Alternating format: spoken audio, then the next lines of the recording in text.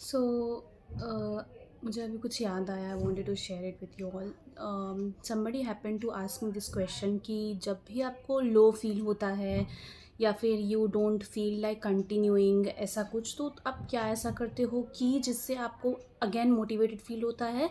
And आप फिर मतलब अब वो चाहे पढ़ाई से रिलेटेड हो या काम से रिलेटेड हो, आप वो चीज़ करने लगते हो वापस, है ना। जैसे सीए जर्नी ही इतनी डिफ़िकल्ट है, ऑब्वियसली उस जर्नी में आपको ऐसे बहुत सारे टाइम आते हैं जब आपको फील होता है कि नो,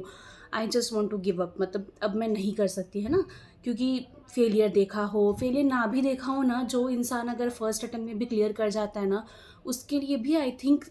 एट सम पॉइंट ऐसा हो जाता है दैट यू फील लाइक मैं कितना अब करूँ, एज इन कितनी पढ़ाई करनी पड़ेगी अब, और या कितना ही मेहनत करना पड़ेगा। सो मेरा जवाब, मतलब मैंने क्या जवाब दिया उस पर्सन को जिसने मुझसे ये पूछा कि मैं ऐसा क्या करती हूँ।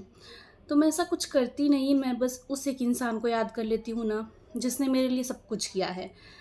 जिसने मेरे लिए इतनी ज़्यादा मेहनत की है, जो मुझे डेली बेसिस पे इतना मोटिवेट करता है वो इंसान, and that is my mother. मतलब मेरी मम्मी ने मेरे लिए इतना कुछ किया है ना,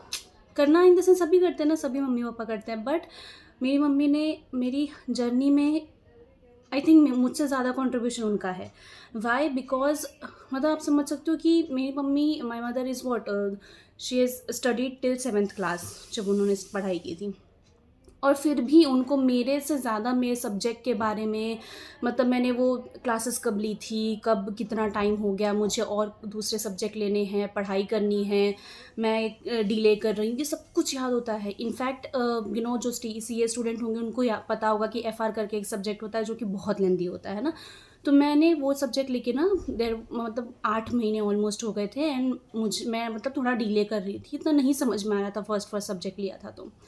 एंड उस टाइम पे मेरी मम्मी ने मुझे याद दिलाया कि नेहा, एफ आर सब्जेक्ट या लेक्चर लिए हुए तुझे 8 महीने हो चुके हैं और तूने अब तक वो कंप्लीट नहीं किया, तुझे बाकी सब्जेक्ट भी लेने हैं,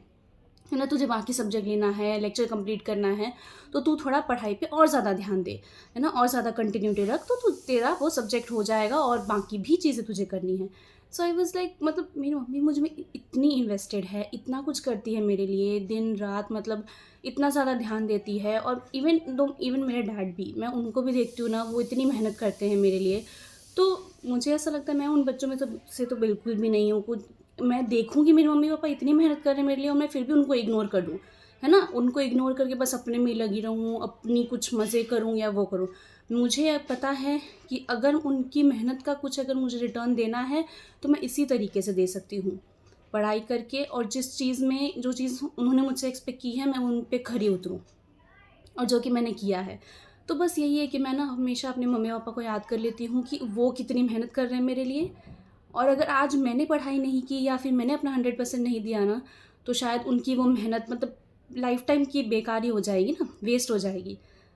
तो यस, अगर आपको भी ऐसा फ़ील होता है ना कि मतलब आप क्यों इतनी मेहनत कर रहे हो या फिर ऐसा क्या, तो जैसे मैं अपने मम्मी पापा को याद करती हूँ, आपके लिए भी कुछ ऐसा होगा, है ना, जिसको याद करके आपको लगे कि नहीं, आपके लिए staying back and giving your best is more important than leaving it right now, है ना, गिविंग अप, वो नहीं करना। I know it gets difficult for everyone, but this is what we have to do right. कुछ ऐसा याद कर लो, कुछ अप सबके तो मम्मी पापा को याद करना तो और ही ये होता है यार, मतलब वो तो बहुत ही ज़्यादा इंपॉर्टेंट होते हैं और वो सबके लिए मोटिवेटिंग हो जाता है। तो कुछ नहीं तो अपने मम्मी पापा को याद कर लिया करो कि उनको अगर उनकी मेहनत का फल देना है ना, तो वो आप ही दे सकते हो, और आप पढ़ाई करके या फिर नॉट इवन पढ़ाई, मतलब आप जो भी कर रहे हो उसमें आप सक्सेसफुल रहो। So yes.